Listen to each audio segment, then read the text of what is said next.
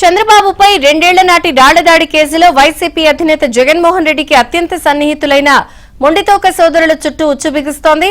అప్పటి నందిగామ ఎమ్మెల్యే జగన్మోహన్ రావు, ఆయన సోదరుడు ఎమ్మెల్సీ అరుణ్ కుమార్ల ఆధ్వర్యంలో నాటి ప్రతిపక్ష నేత చంద్రబాబును అంతమొందించే కుట్రకు ప్రణాళిక రచించి తమ అనుచరులతో అమలు చేసినట్లు పోలీసుల దర్యాప్తులో వెల్లడైంది.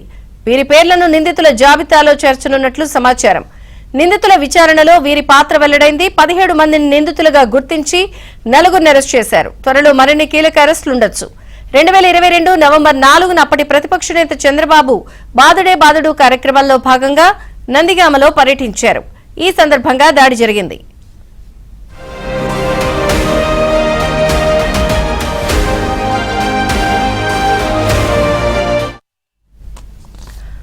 ఆ రోజు సాయంత్రం 6:30కు చంద్రబాబు గాంధీబొమ్మ సెంటర్ నుంచి మున్సిపల్ కార్యాలయం వైపు వెళ్తూ ఉండగా రైతు బజార్ వద్ద రాళ్ల దాడి జరిగింది.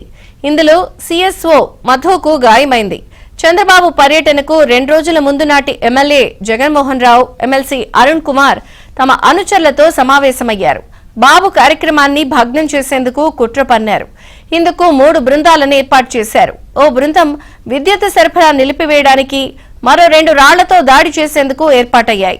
ఒక బృందం గురి తప్పినా మరొకటి పని పూర్తి చేసేలా ప్రణాళిక సిద్దమైంది. అనుకున్నట్లే ఒక బృందం చంద్రబాబు పర్యటన మార్గం వెంబడి విద్యుత్ సరఫరా నిలిపివేసింది. ఇంతలో ఓ బృందం వెంట తెచ్చుకున్న రాళ్లతో దాడి చేసింది.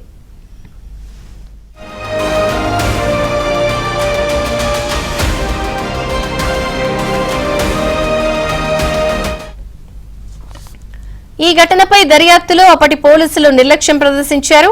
వైసీపీ నేతలకు ఇబ్బంది కలగకూడదు అనే నాటి విజయవాడ పోలీస్ కమిషనర్ దర్యాప్తును పక్కదారి పట్టించారు. దాడి సమయంలో చాలా మంది చంద్రబాబుపై పూలు చల్లుతున్నారు. ఈ క్రమంలో గుర్తు తెలియని వ్యక్తి రాయి గాని అలాంటి వస్తువు విసిరి ఉంటాడని భావిస్తున్నామని అప్పటి సిపి కాంతిరాణా బాధ్యతారహితంగా వ్యాఖ్యలు చేయడంపై అప్పట్లో విమర్శలు వ్యక్తమయ్యాయి. దాడిపై కేవలం సెక్షన్ 324 కింద కేసు నమోదు చేశారు.